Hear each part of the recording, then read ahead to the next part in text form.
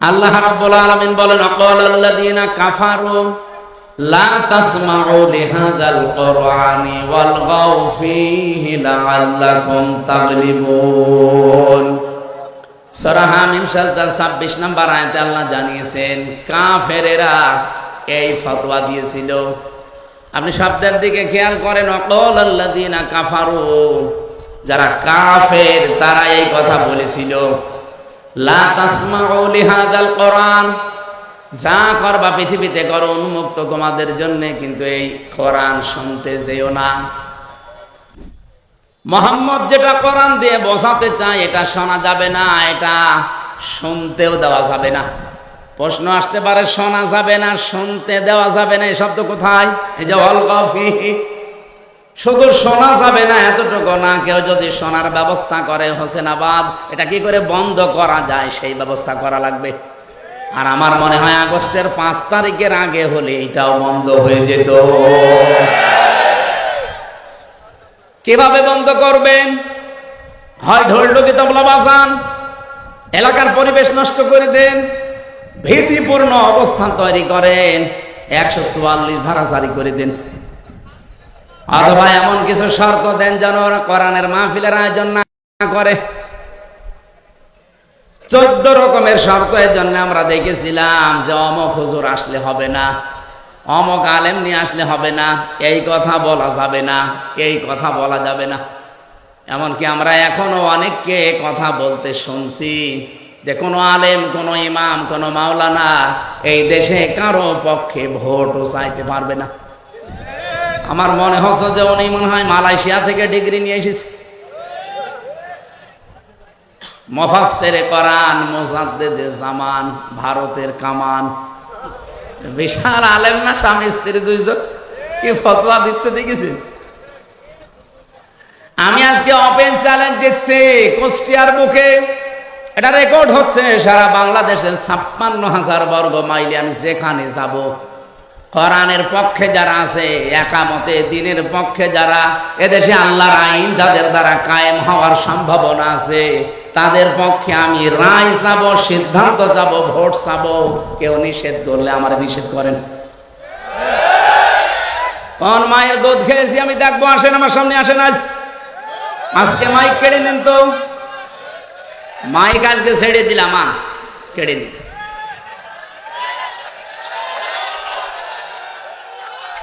আগস্টের 5 তারিখের আগে দেশ আর নেই। 1500 বছর আগে আবু জেহেল বেশ ভালোভাবে বুঝেছিল যে আমি যা করি, আমি যে চেয়ারে বসে আছি, চেয়ার তো অবৈধ চেয়ার, আর মোহাম্মদ যা বলতে চায় ও বললে আমার চেয়ার টিকবে না। কারণ মোহাম্মদের কথা যদি সত্যি মানুষ বুঝে ফেলে, আমি যে টানা নানা ভাবে চেয়ারে আছি, এ ধরে ফেলবে মানুষ। এই জন্যই ওর সবচাইতে বড় কাজ ছিল এইটা, যে যা করবা করো, কোরআন যেন শুনতে যেও না, আর কেউ যেন শুনতে না পারে সেই ব্যবস্থা করো।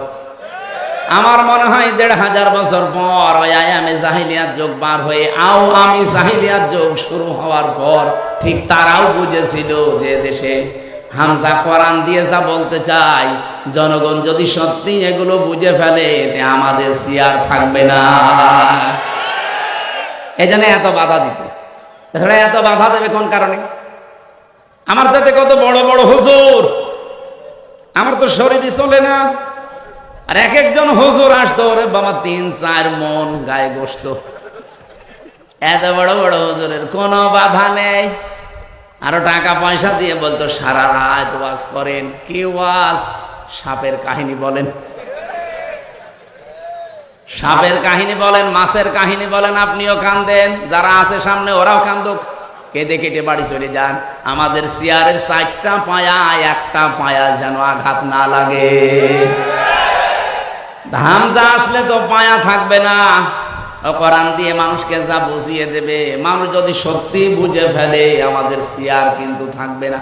এই কারণে বাধা দিত, কারণ তারা নিজেদেরকে জুলুমের চাদর দিয়ে আড়াল করে রেখেছিল। অনেকে বেদাতের চাদর দিয়ে নিজেদেরকে আড়াল করে রেখেছে।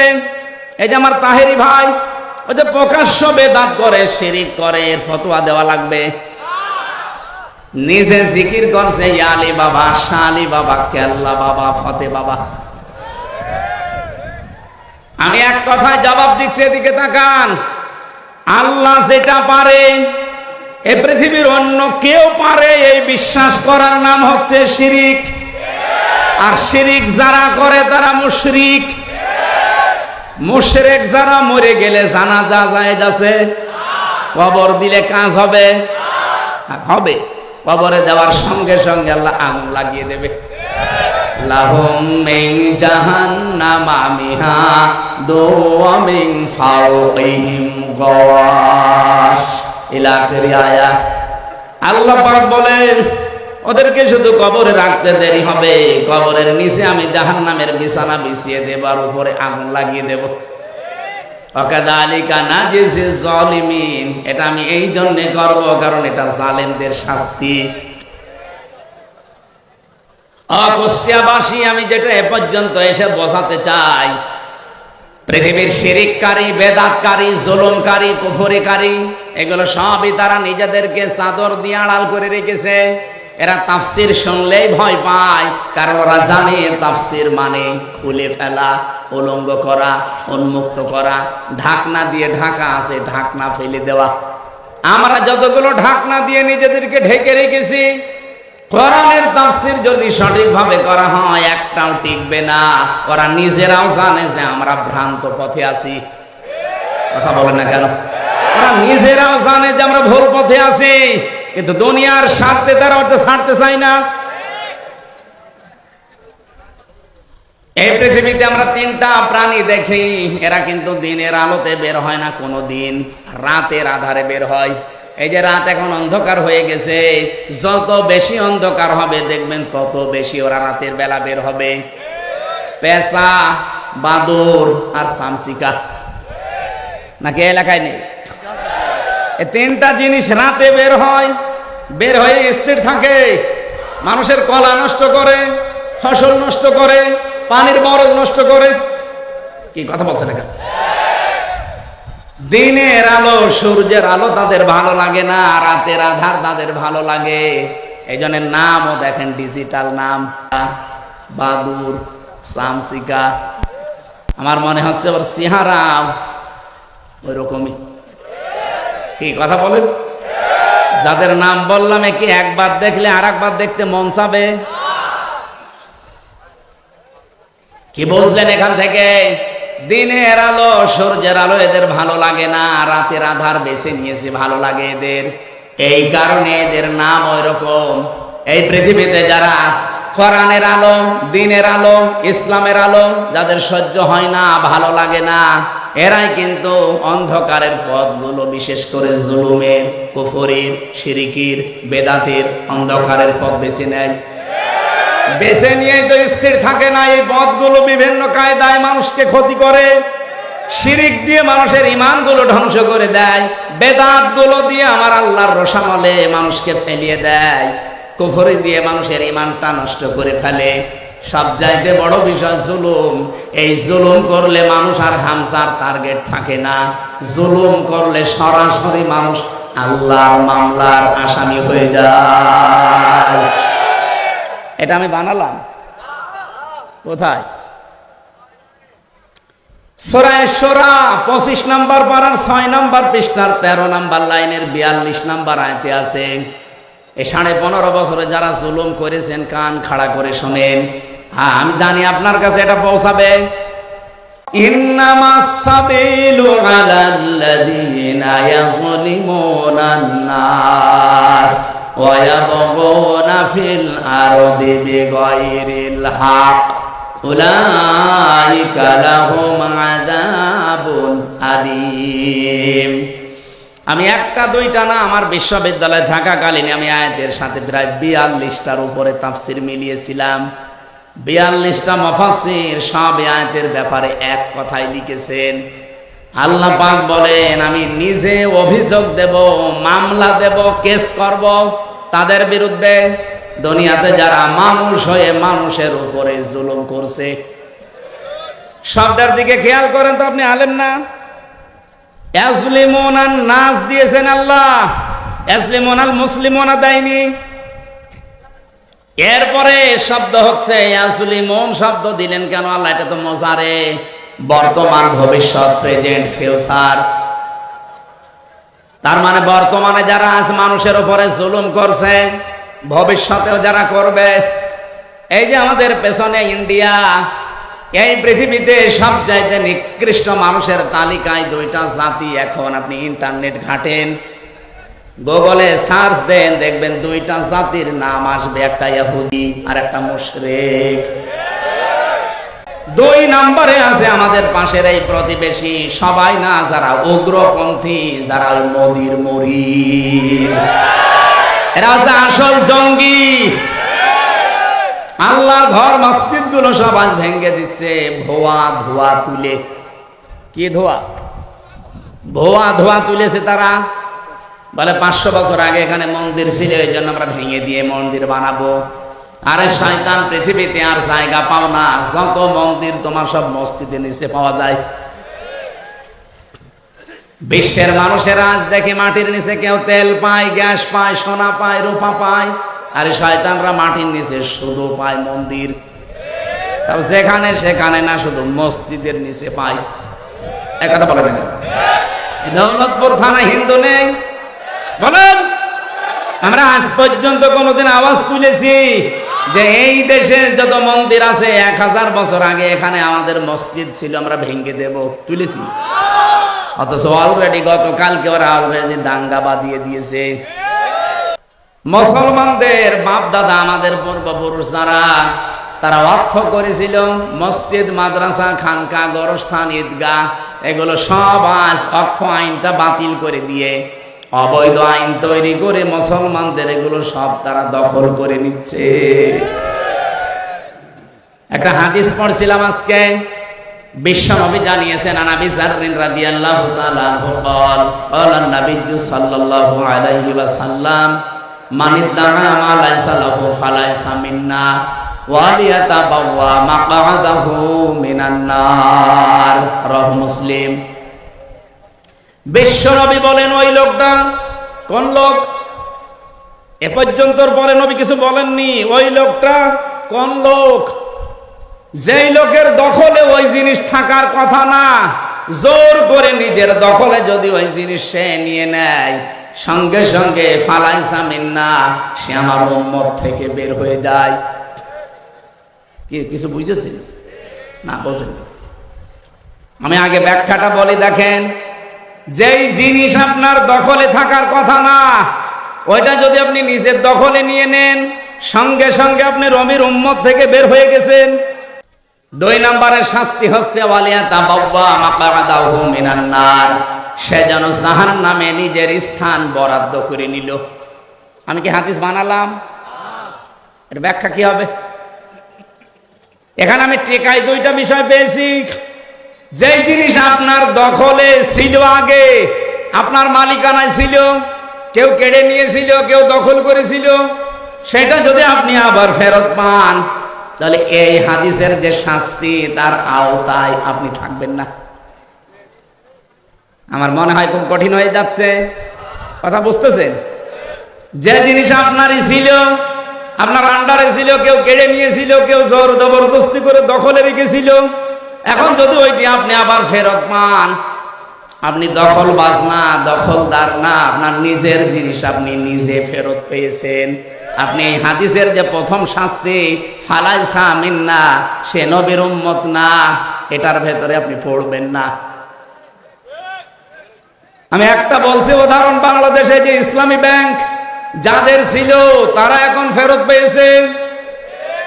জবাব দেওয়া লাগবে আপনাকে। আমি যদি বানিয়ে বলি, কিছু ভুল বলি, আপনি ধরিয়ে দেন না, জোর করবেন না, একেবারে লাইন মতো এসে বলেন। ইসলামী ব্যাংক যাদের ছিল তারা ফেরত পেয়েছে, এতদিন যারা কাছে ছিল ওরা দখল করেছিল। এই কথা বলেন না কেন? তাহলে যার জিনিস সে ফেরত যদি পায়, সে যদি নিয়ে নেয়, তাহলে হাদিসের প্রথম যে ব্যাখ্যা, ফালাইসা মিন্না, আপনি নবীর উম্মত না, এই আওতায় আপনি নেই, এই শাস্তি থেকে আপনি বের হয়ে গেলেন। কিন্তু যেটা আপনার সত্যি না, আপনি যদি জোর করাটা নিজের দখলে নিয়ে নেন, এই যে আগস্টের 5 তারিখের পরে আমরা বহু মানুষের চরিত্রে এটা দেখলাম, যেটা যার না বাবা শাহজালাল সব হালাল করে নিয়েছে। দৌলতপুরে মনে হয় শুরু হয়নি, এ বলছে না শুরু হয়নি। শুরু হয়নি মানে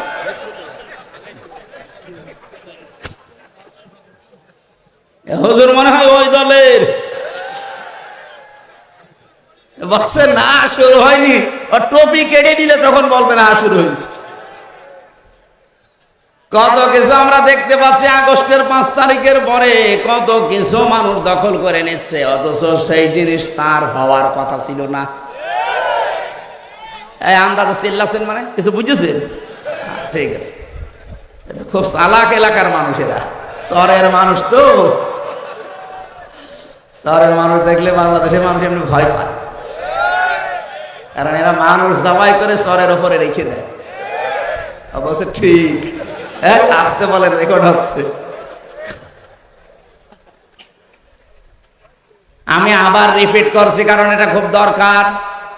যেই জিনিস আপনার না, যদি জোর করে জবরদস্তি করে দখল করে কায়দা করে যে কোনো ভাবে নিজের আয়ত্তে নিয়ে নেন, ওটা ফেরত দেওয়া লাগবে। ওটা যদি কেউ ফেরত না দিয়ে নিজের কাছেই রেখে দেন, ওই অবস্থায় যদি মারা যান আপনি নবীর উম্মত না। আর নবীর উম্মত যদি হয়ে না মরে, ওর জন্য জানাজা জায়েজ আছে, কবরে দেওয়া। তাহলে কে মরে যাচ্ছে আমরা কেন তার জানাজা দেব, কবরে দেব বলেন?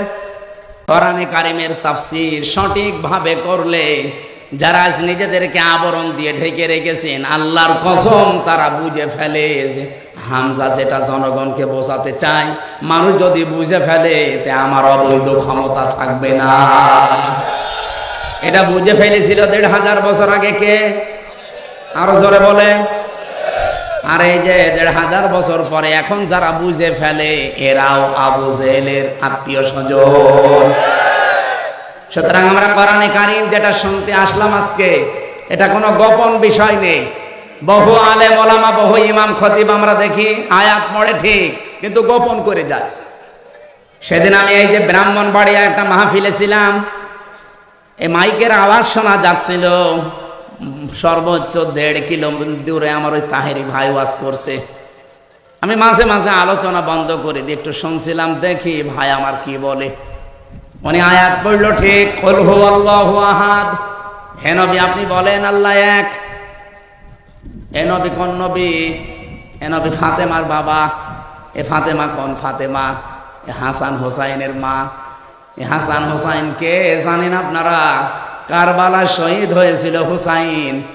আমি আপনাদেরকে হুসাইনের জীবন কাহিনী শোনাবো। আয়াত পড়েছি কি? আর তাফসীর হচ্ছে এরকম। কারবালার কাহিনী যদি 2.5 ঘন্টা না 5.5 ঘন্টাও আমি বলি, কারো গায়ে লাগবে না। কিন্তু কারবালার যে 27টা শিক্ষা আছে, 27টা বলা লাগবে না, 7টা বললেই জালেমরা মাহফিল বন্ধ করে দেবে। ও তো একটা শিক্ষাও বলবে না, শুধু চোখে পানি না আসলে আন্দাজে কান্নার ভান করে এমন ভাবে টান দেবে মনে হচ্ছে বিশাল তাফসীর হচ্ছে। অথচ কুল হুয়াল্লাহু আহাদ দিয়ে আল্লাহ তার একাত্মবাদের ঘোষণা দিয়েছে, তার ধারে কাছেও নেই। আরো কি করে শিরিক করা যায়, সেই শিরিক গুলো ওই যে আলী বাবা, শাহ আলী বাবা, কেল্লা বাবা, ফতে বাবা, এগুলো শিরিক না? কারণ আল্লাহর সাথে অন্য কাউকে জোর করে যদি কেউ ডাকে, ওটা হচ্ছে শিরিক। এই আয়াত হচ্ছে সূরা আরাফের 181 নম্বর আয়াতে আছে। আল্লাহ রাব্বুল আলামিন বলেন, আমি আল্লাহর সাথে অন্য কাউকে জুড়ে দিবা না। যদি আমি আল্লাহর সাথে অন্য কাউকে কেউ জুড়ে দেয়, যারা এলহাদ করবে, বাড়া কমা করবে, এর ভেতরে জুড়ে দেবে, তোমরা তাদের সাথে মিশে ডাকবা না। এ ঘোষণা কার? অথচ এরা যে আল্লাহর সাথে জুড়ে দিয়েছে, আলী বাবা, শাহ আলী বাবা, কেল্লা বাবা, প্রকাশ্য শিরিক কিনা বলেন? আর জোরে বলেন। এই জন্য আমি এক কথায় জবাব দিই, শিরিক কিন্তু অনেক প্রকার আছে, সবগুলো আমার আলোচনার বিষয় না। শিরিক বিল জাত পেয়েছি তাফসীরে, শিরিক বিল সিফাত, শিরিক বিল ইখতিয়ারাত, শিরিক বিল হুকুক। আমি একটা একটা করে 120 প্রকার পর্যন্ত পড়েছিলাম। এক কথায় জবাব হচ্ছে, আল্লাহ যেটা পারে পৃথিবীর অন্য কেউ পারে। আরো জোরে বলেন। যদি কেউ বিশ্বাস করে যে না অন্য কেউ আল্লাহর মতো পারে, সে সঙ্গে সঙ্গে মুশরিক। আরো জোরে বলেন, বলেন, বলেন তো পৃথিবী চালাতে পারে কে? না মা দুর্গাও পারে?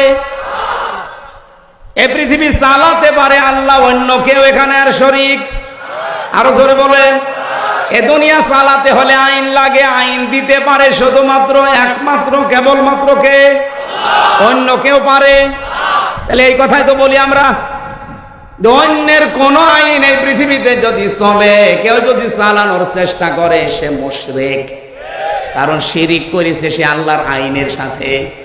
আর আমাদের জীবনের প্রথম কথাও যা, শেষ কথাও তা, যে এই জমিন আল্লাহর, আলাহুল খালক ওয়াল আমর, আইনও চলবে আল্লাহ। জীবনে আমাদের আর কিছু না থাক, অন্তত এইটা আছে। যারা বাংলাদেশে মিথ্যা কথা আমাদের বিরুদ্ধে ছড়ান যে আমাদের নাকি আকীদা ঠিক নেই, আরে ভাই আমার আকীদা হচ্ছে আল্লাহর জমিনে আল্লাহর বিধান চালু করব, এটা আমার আকীদা। আপনার আকীদা কি বলেন তো? আপনি আপনার আকীদা যদি থাকে না আমার এই জমিনে আল্লাহর জমিন আমি মানি কিন্তু আইন চলবে আমার বাবা, আপনি মুশরিক। আপনি যদি বলেন আল্লাহর জমিন ঠিক আছে মানি কিন্তু আইন চলবে আমার স্বামীর, আপনি মুশরিক। আমার আকীদা সাফ, এই জমিন আল্লাহর, আইন চলবে। আরো জোরে বলেন। সুতরাং আল্লাহর এই জমিনে আল্লাহর আইন বাদে অন্যের আইন যারা প্রতিষ্ঠা করার জন্য দল করেন, আন্দোলন করেন, মিছিল মিটিং করেন, ভোট দেন, আপনি মুশরিক। আপনার সাথে আত্মীয়তা করা জায়েজ নেই। একটু কড়া হয়ে যাচ্ছে। না না, কিসের কড়া, এখনো শুরু হয়নি, হালকা পাতলা বলছি। আকীদা সাফ করা লাগবে। আমার আলোচনার বিষয় পাঁচটার ভেতরে এটা একটা, যে আকীদা বিশুদ্ধ করা লাগবে, সাফ করা লাগবে। আমি যে তেলাওয়াত করেছি এর ভেতরে পাঁচটা বিষয় লুকিয়ে আছে, আমি সামনে নিয়ে আসব। আপনার কি ধৈর্য হারা হয়ে যাচ্ছে? আর কিছুক্ষণ সময় দেওয়া যাবে না? সাফ করছি আমি, আগে এটা ঠিক করে নেই। সূরা বাকারার 208 নম্বর আয়াতটা পড়েছিলাম, আর লক্ষ লক্ষ হাদিস থেকে মাত্র একটা হাদিস একটু লম্বা, ওইটা পড়েছিলাম। এই দুটাকে সামনে নিয়ে আমি কথা বলবো ইনশাআল্লাহ। রব্বুল আলামিন এখানে ঈমানদারকে ডাক দিয়েছিলেন, ইয়া আইয়ুহাল্লাযীনা আমানু, ওহে যারা ঈমানের দাবি করো, উদখুলু ফিস সিলমি কাফা, তোমরা পরিপূর্ণভাবে ইসলামে প্রবেশ করো। এ নির্দেশ কার?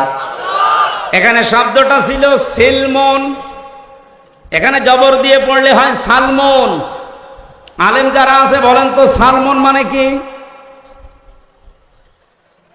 এলাকায় আলেম নেই। সালমন মানে শান্তি, আর সেলমন মানে ইসলাম। সেলমন মানে, এখানে কি সেলমন আছে না সালমন আছে? সেলমন। আল্লাহ পাক বলেন উদখুলু, বহু বচন এটা, সবাই মিলে প্রবেশ করো, ফিস সিলমি, ইসলামের মধ্যে। কিভাবে করবা? কাফা, পরিপূর্ণভাবে। এখন আমাকে যদি কেউ প্রশ্ন করেন, হুজুর সারা জীবন আমি আয়াত শুনছি ইসলামে প্রবেশ করো, ইসলামে প্রবেশ করো পরিপূর্ণভাবে, তো ইসলামে পরিপূর্ণ প্রবেশ কিভাবে করে?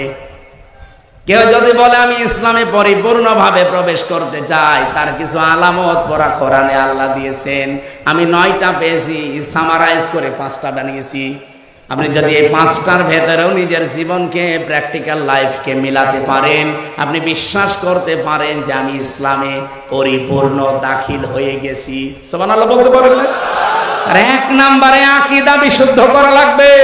এই জন্য এই পয়েন্টটা নিয়েছি। আজ বহু রকমের আকীদা চলছে বাংলাদেশে।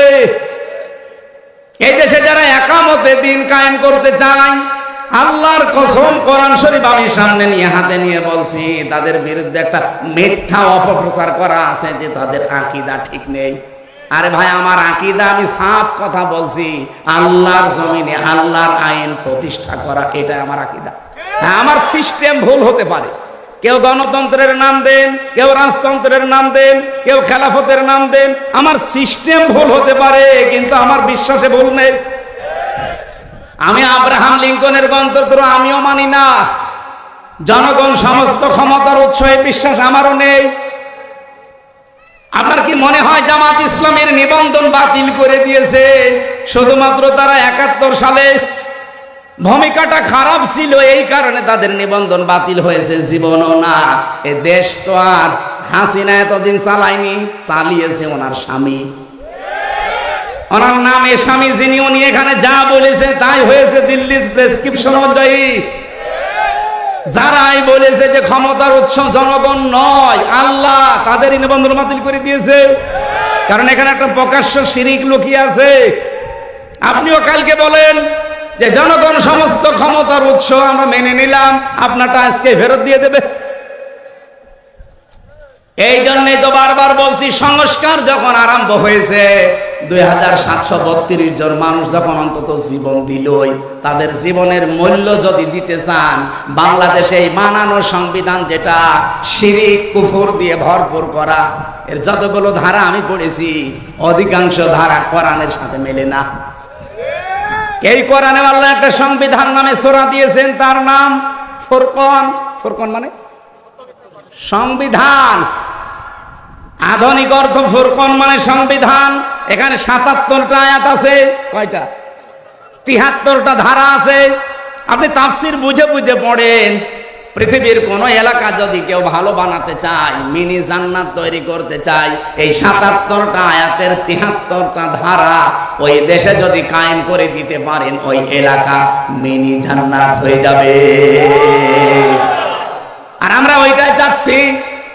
সংস্কার আরম্ভ হয়েছে সেই 2024-এর 5 আগস্ট থেকে শুরু করে বারবার আহ্বান জানাচ্ছি যে সংস্কার করেন, তাড়াতাড়ি করেন। কেউ বলছে না সংস্কার লাগবে না, তাড়াতাড়ি নির্বাচন দেন। নির্বাচন দিয়ে করবো কি?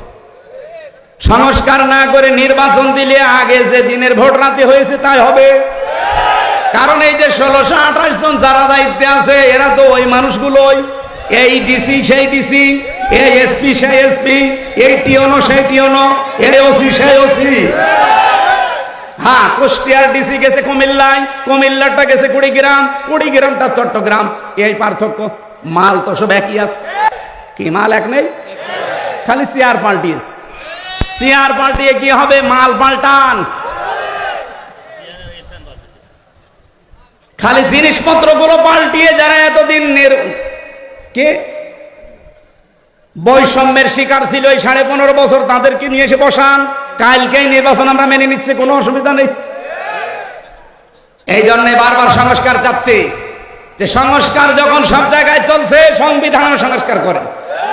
এখানের ধারাগুলো ডক্টর কামালের লেখা, একটা নাস্তিক, ওর লেখা সংবিধান বাতিল করে দিয়ে কোরআনের সংবিধান, এখানে 92 জন মুসলমান 100 জনের আমরা বাস করি।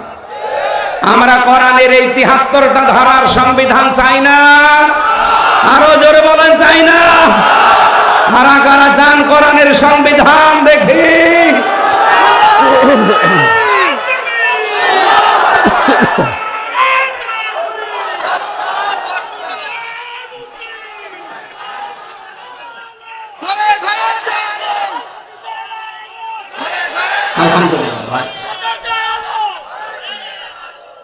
আমার ভাইরা, এটা যদি কারো কাছে রাজনীতি মনে হয়, হ্যাঁ আল্লাহর কসম এটাই আমার রাজনীতি। এটা যদি কারো কাছে ধর্ম ব্যবসা মনে হয়, আল্লাহর কসম এটাই আমার ধর্ম ব্যবসা। এই আমার মরণের আগ পর্যন্ত আপনি সরাতে পারবেন না। আমি যে বিশ্বাস এনেছি, আমার আকীদার ভেতরে এক চুল ভেজাল নেই। আমার আকীদা এইটা যে জমিন আল্লাহর, আইন। এই আকীদা নেই আপনাদের? আপনার কি? আমি যেটা বললাম এই আকীদা আপনার আছে? যার নেই সে মুশরিক। কারণ আল্লাহ যেটা পারে ওইটা অন্য কেউ। এই জমিন আল্লাহ বানিয়েছে, আইনও তিনি দেবেন। এর দলিল আছে সূরা আলে ইমরান 4 নম্বর পারা 9 নম্বর পৃষ্ঠা 3 নম্বর লাইনের 154 নম্বর আয়াতের মাঝের অংশে। কোন হুজুর নিয়ে আসবেন, নিয়ে এসে তাফসীর মিলান। ইয়াকুলুনা হাল্লানা মিনাল আমরি মিন শাইইন কুল ইন্নাল আমরা কুল্লাহু লিল্লাহ। কারো ফতোয়া লাগবে না। জমিনে যদি কেউ প্রশ্ন করে যে আইন বানাতে পারি, আপনি বলেন না, আইন বানানোর ক্ষমতা কার? এই কথাগুলো বাংলায় বলতে গেলে আপনার কাছে রাগ হয়। আর এই আয়াত দিয়ে যে মাগরিবের নামাজ পড়ালাম, হ্যাঁ এই আয়াত দিয়ে মাগরিবের নামাজ পড়ালাম, কিছুই বলে নাই। যখন বাংলা বলছি বোঝা, অথচ আরবিতে আমার মনে হয় আপনার এই আয়াত না পড়ে যদি গালি দিতাম, আপনি বলতেন হুজুর মনে হয় দোয়া করছে। না ভাই, পাগলামি করলে আর হবে না, সময় চলে যাচ্ছে। সংস্কার আরম্ভ হয়েছে, বারবার দাবি জানাচ্ছি। এখনো চোর মুক্ত হয়নি এই দেশ, এখনো ডাকাত মুক্ত হয়নি, এখনো আন্তর্জাতিক ষড়যন্ত্রের মোকাবেলা আমরা করতে পারছি না। পারবো। এইটার ৭৩টা ধারা আপনি সংবিধানে সংশোধন করে দিন, দেখেন কালকে এই দেশ আল্লাহ নিজে রক্ষা করবে। আফগানিস্তান রক্ষা করছে না? কত বড় বড় পরাশক্তি সব পালিয়েছে। সবাই এখন পৃথিবীতে তাদেরকে আদর্শ মডেল মনে করছে, ধর্ণা দিচ্ছে। তারা সংবিধান বানিয়েছে কি দিয়ে? ৫৬,০০০ বর্গ মাইল। এটা দিয়ে বানিয়ে দেন, রাজনীতির গন্ধ না খুঁজে এই কাজ করে।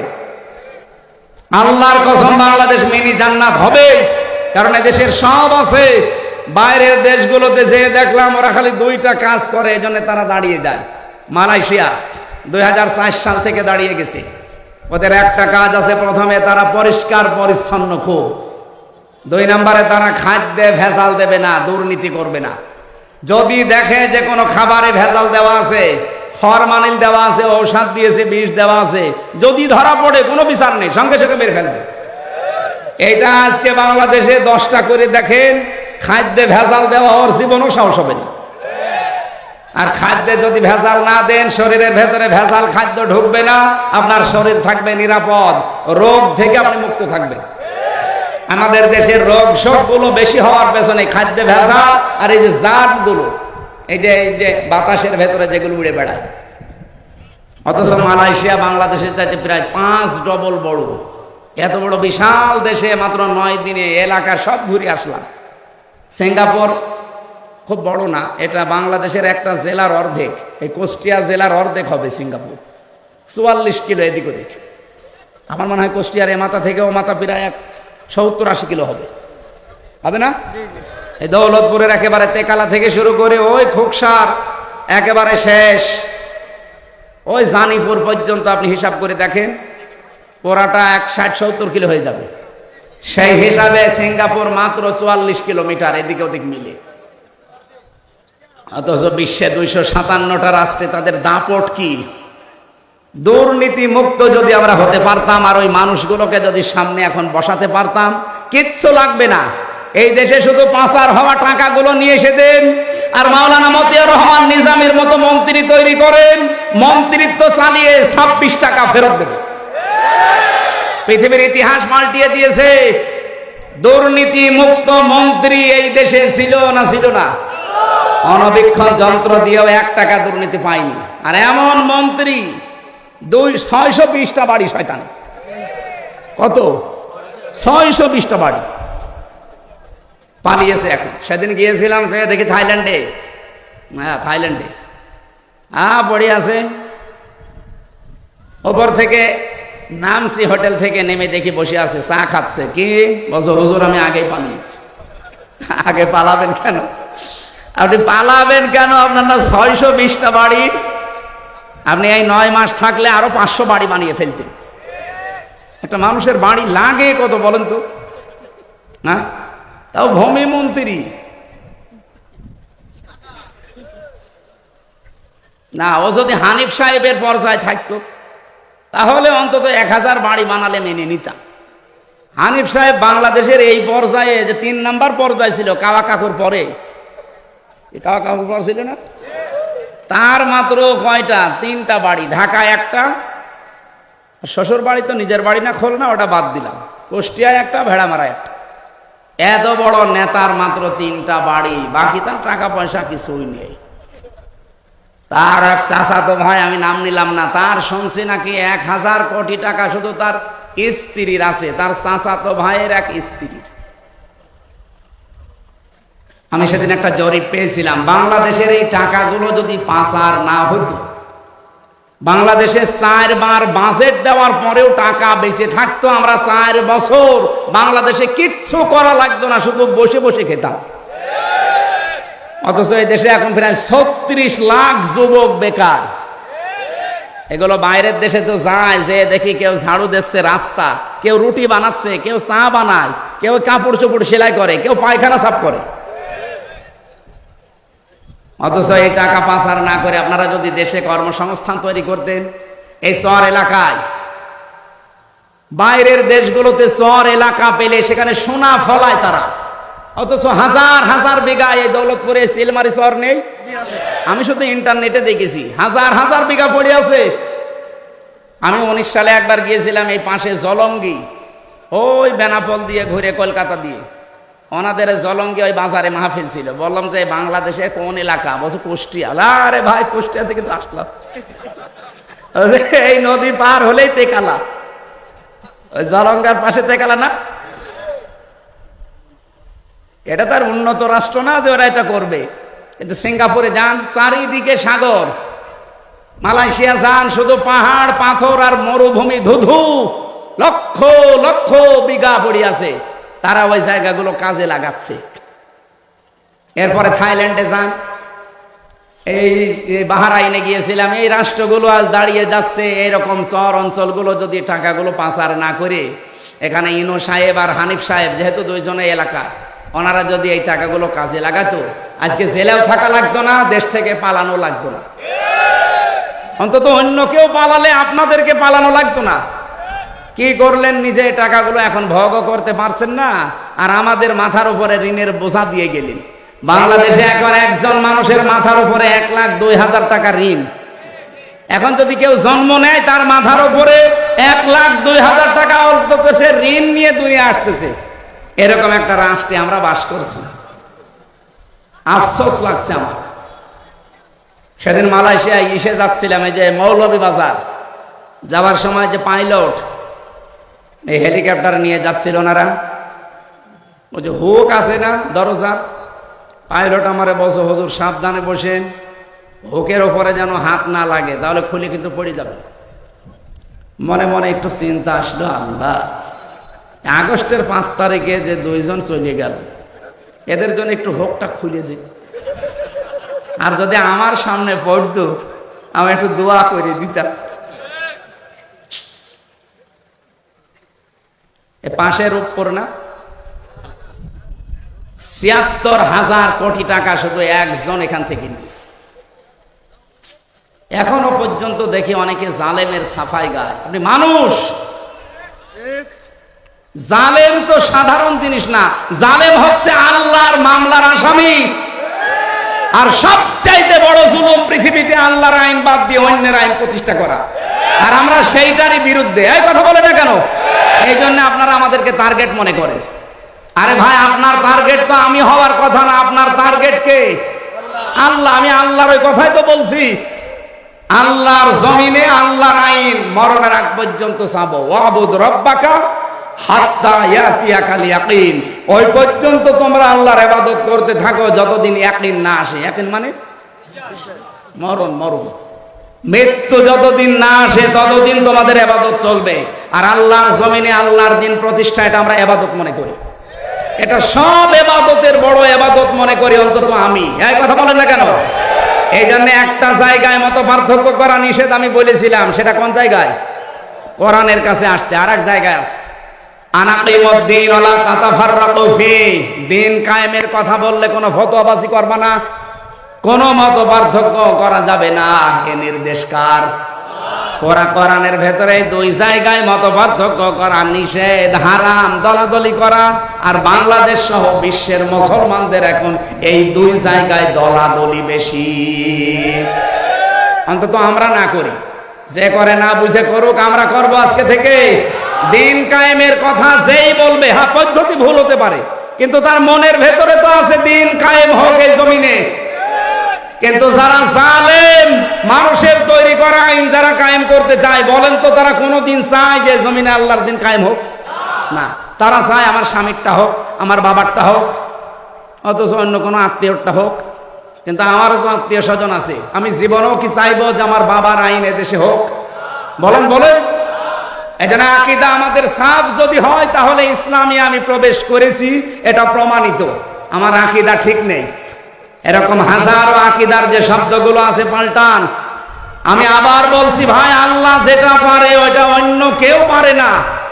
মেয়েদের ভেতরে আকীদার সমস্যা আছে, ওরা একটু রোগ শোক হলেই ছুটে যায় বিভিন্ন পীরের কাছে, বাবার কাছে, মাজারে, কবরে।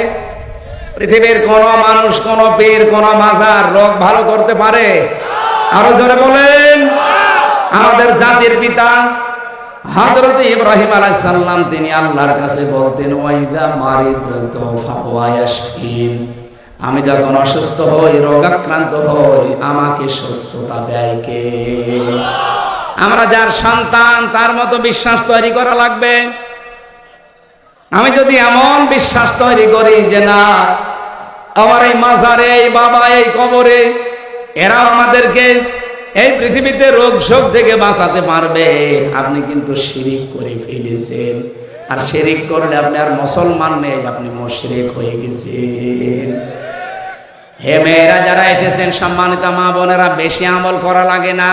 শুধু আকীদাটা যদি পরিষ্কার থাকে, অল্প আমল করলেই মহান আল্লাহ আপনার জন্য জান্নাতের দরজা খুলে রাখবে।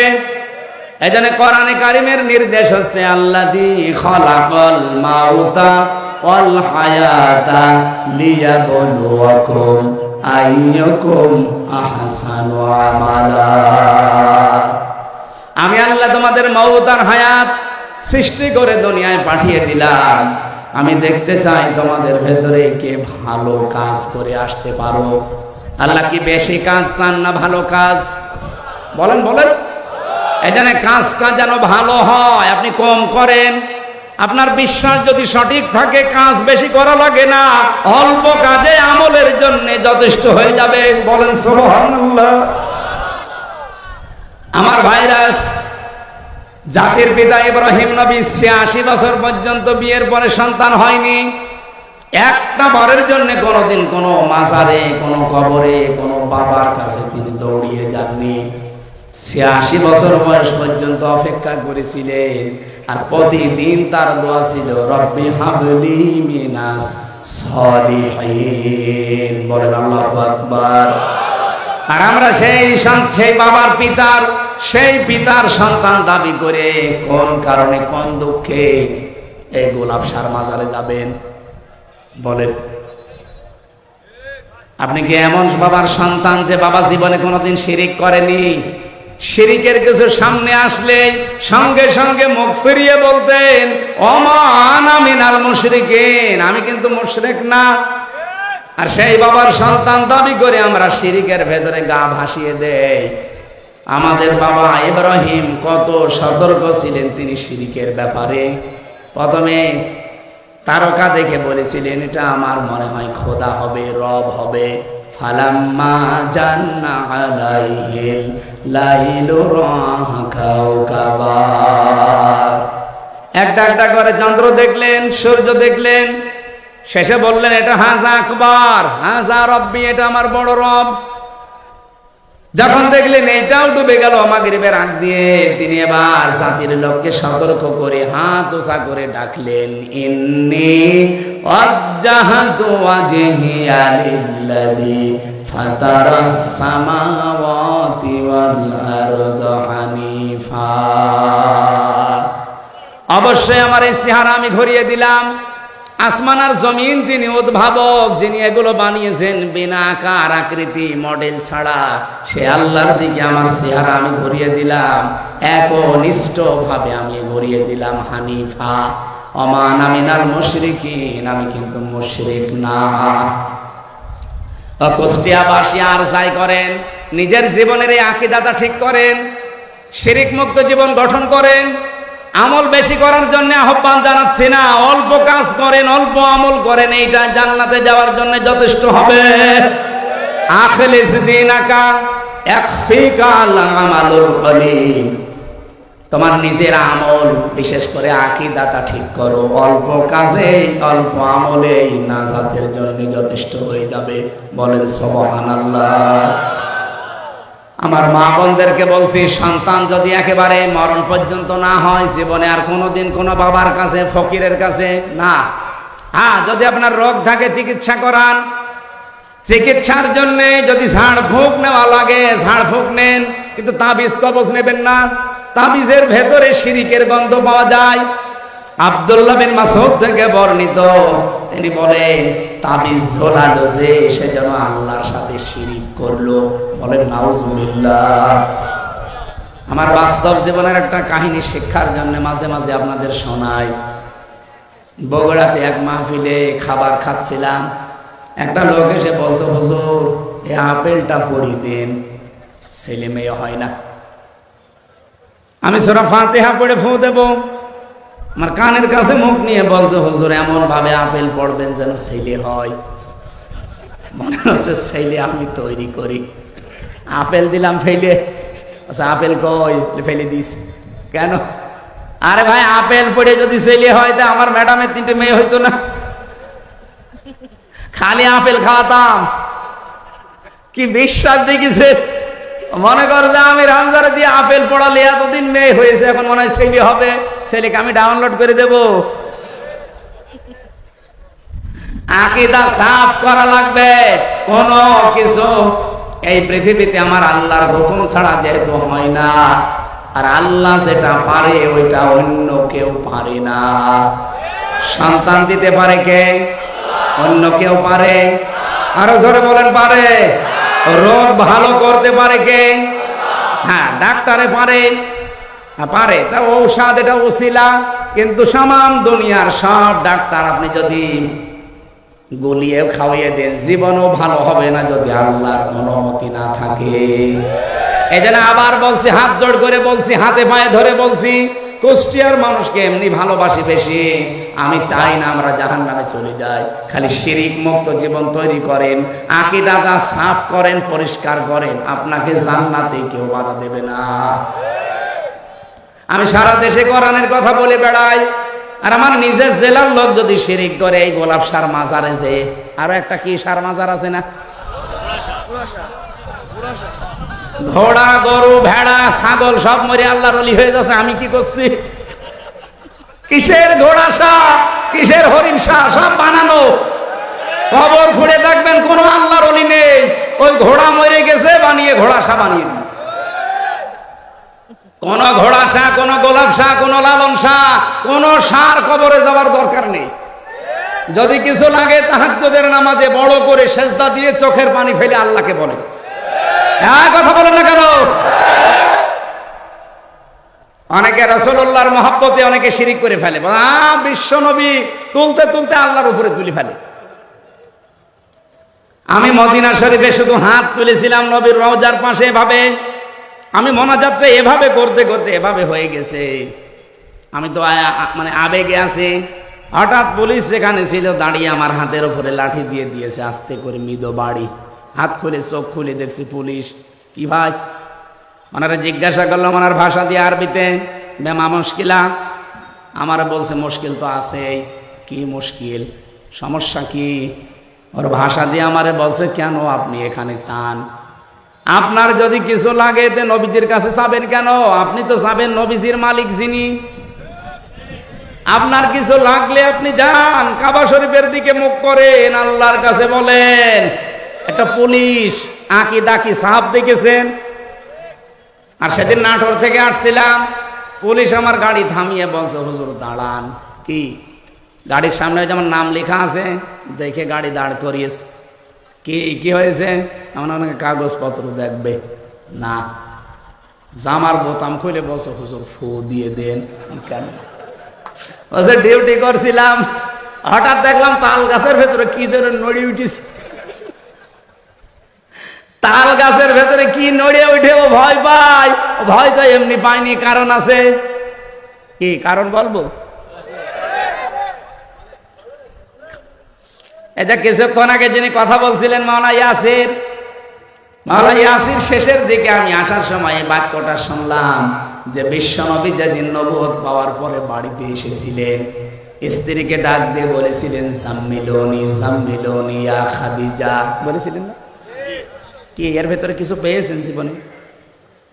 যে সাম্মিলুনি সাম্মিলুনি ইয়া খাদিজা, হে আমার খাদিজা আমাকে ঢেকে দাও, আমি ভয় পেয়েছি। কি? হযরতে খাদিজার সঙ্গে সঙ্গে 5টা কথা বলেছিলেন। প্রথমেই তিনি বললেন, কাল্লা, কখনোই না, আল্লাহি, আল্লাহর কসম, লা ইউখজিকাল্লাহু আবাদান, কখনো আল্লাহ আপনাকে অপমান অপদস্থ ভয় ভীতি, এখানে ইউখজি শব্দের শাব্দিক অর্থ প্রায় 33টা পেয়েছি। আপনি ভয় পাবেন না, দুশ্চিন্তা করবেন না। এই পৃথিবীতে কোনো ক্ষয় নেই, লয় নেই, কেউ আপনাকে ভীতি ভয় প্রদর্শন করতে পারে না। আপনি দুর্বল হবেন না, হীনমন্য হবেন না, ছোট ভাববেন না। এতগুলো অর্থ আছে এর ভেতরে। কোরআনে কারিমের একটা আয়াত পড়ছে আমি আলেমদের জন্য, আলা তাহিনু ওয়ালা তাহজানু ওয়া আনতুমুল আ'লাউনা ইন কুনতুম মুমিনিন। সূরা আলে ইমরানের 139 নম্বর আয়াত, 4 নম্বর পারার 6 নম্বর পৃষ্ঠার 12 নম্বর লাইনে আছে। ইয়াতটা আমি এর আগেও পড়েছি। দেখেন একটা নতুন তথ্য আছে। আল্লাহ বলেন হীনমন্য হবা না, ছোট ভাববা না, দুর্বল হবা না, ভয় পাবা না, চিন্তা করবা না। ওয়া আনতুমুল আ'লাউনা শব্দটা কিন্তু আরবি গ্রামার যারা পড়ায়, যারা বালাগাত মানতেক বোঝে, আমি আলেমদেরকে বলছি, আপনি জিজ্ঞাসা করে দেখেন এই আয়াতটা কিন্তু ঠিক নেই। ওয়া আনতুম আ'লাউনা, এই শব্দটা যদি আ'লাউনা দিতেন, আলিফ লাম না দিতেন, তাহলে আরবি গ্রামারও জানি ঠিক থাকতো। কারণ মুবতাদা সব সময় মারেফা হয় আর খবর হয় সব সময় নাকেরা। আল্লাহ এখানে নাকেরাকে আলিফ লাম দিয়ে মারেফা করে দিলেন। নাকেরা যদি মারেফা হয়ে যায় ইফিদুল হাসরা, হসরের ফায়দা দেয়। আয়াতটা যদি আল্লাহ এইভাবে সাজাতেন, ওয়ালা তাহিনু ওয়ালা তাহজানু ওয়া আনতুম আ'লাউনা, অর্থ হয়ে যেত। কিন্তু অর্থ হতো বাংলায় এই শেষে যে হর্ষাই আছে, তোমরাই বিজয়ী হবে। এই যে তোমরাই শেষে হর্ষাই আর বিজয়ী হবে শেষে হর্ষাই, এই দুইটা দেওয়া লাগতো না। তোমরা বিজয়ী হবে, বলেন তো তোমরা বিজয়ী হবে আর তোমরাই বিজয়ী হবে একই কথা না?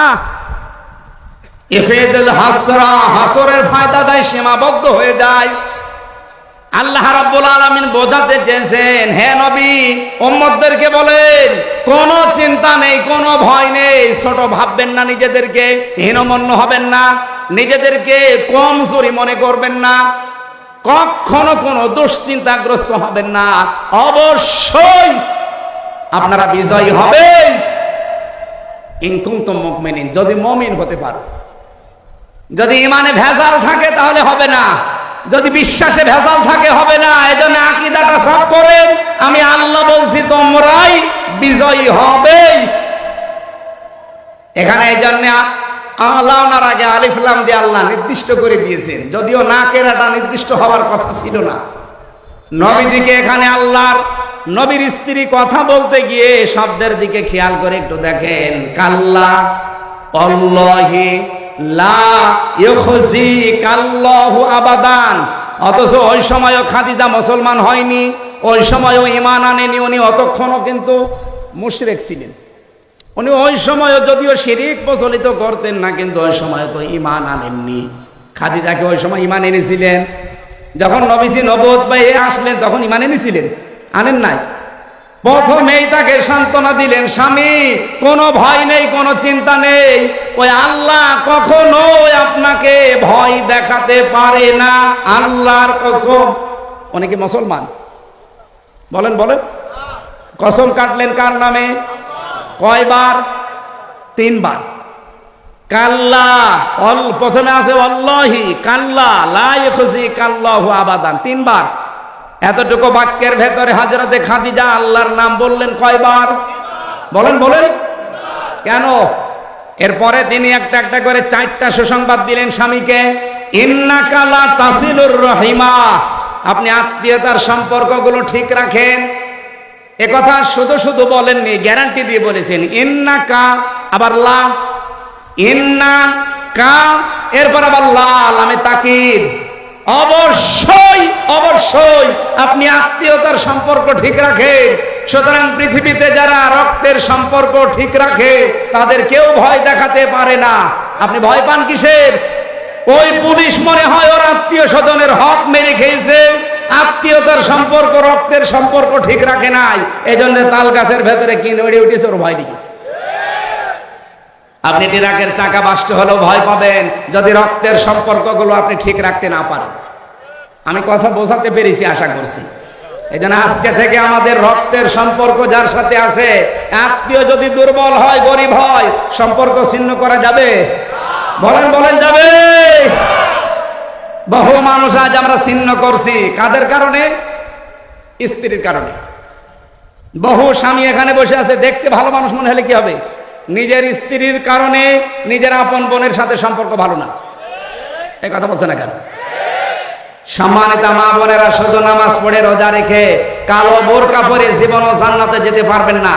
আপনার স্বামীর যদি আপনি চান যে বেশি দিন বেঁচে থাক আমার স্বামী, তার সম্পদ তার সম্মান আরো বেড়ে যাক, আপনি সব সময় চিন্তা করবেন স্বামীকে দিয়ে যে তুমি যা করো করো, কিন্তু সম্পর্কগুলো ঠিক রাখো রক্তের। কিন্তু আজ 100টার 98টা পরিবারে আমরা স্ত্রীর কারণে আর শাশুড়ির কারণে আমার নিজের বোনের সাথে ভাইয়ের সাথে সম্পর্ক রাখতে পারি না। এরকম মানুষ আছেন কারা? হাত তোলেন তো। এই আছে আছে। সম্মানিত মা বোনেরা, না আপনারা কুষ্টিয়ার মেয়ে, বাইরের জেলা থেকে এসেছেন যারা, তারাই মনে হয় এগুলো করছে। আমার তো বলছে হ্যাঁ ঠিক, কুষ্টিয়ার মেয়েরা তো এত ছোট মনের না। সম্মানিত মা বোনেরা, আমি অন্য জেলার কথা বাদ দিলাম, পাশেই মনে হয় পাবনা, রাজশাহী, এদিকে মেহেরপুর, চুয়াডাঙ্গা, রাজবাড়ি।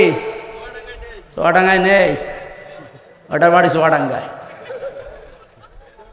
কুষ্টিয়ার মেয়েরা যারা এসেছেন, আপনাদের হাতে পায়ে ধরে বলছি, মা, মেয়ে, বোন, ফুফু যাই বলেন, বাইরের জেলায় যান, নিজের জেলায় থাকেন, স্বামীকে সব সময় উদ্বুদ্ধ করবেন যে তুমি যদি বেশি দিন বেঁচে থাকতে চাও আর সম্পদ আর সম্মান দুনিয়ায় কামাতে চাও, সম্পর্কগুলো ঠিক রাখো রক্তে।